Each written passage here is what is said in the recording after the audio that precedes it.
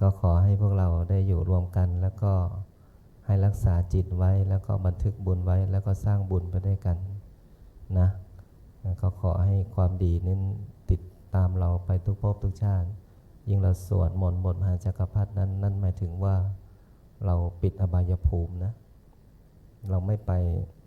ข้างล่างแน่นอนไม่ไปแน่นอนไม่ใช่ 100% 1,000%ปิดอบายภูมิเลยนะขอให้พวกเราเชื่อต้องสวดมนต์แล้วไม่เชื่อก็อย่าสวดนะเหมือนกินข้าวแล้วไม่อิ่มนี่อย่ากินนะเข้าใจไหมลูกดังนั้นเราต้องบอกว่าสวดมนต์มหาจักรพรรดิเนี่ยปิดอบายภูมิแต่ก่อนที่เราจะปิดอบายภูมิเราก็ต้องเปิดใจบันทึกบุญไม่ใช่ปิดใจนะเปิดใจบันทึกบุญให้บุญไหลเข้ามาในใจของเรานะอันนั้นสลายอารมณ์ให้หมด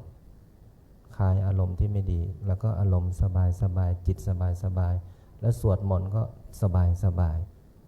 นะแล้วมันจะเบาไม่หนักเลยอารมณ์ไม่หนักตัวไม่หนักจิตไม่หนักแต่ถ้าอารมณ์หนักจิตหนักกายหนักเครียดพลังงานไม่ดีนั้นจิตดีอารมณ์ดีจิตเบาอารมณ์เบาแล้วก็สวดมนต์สบาย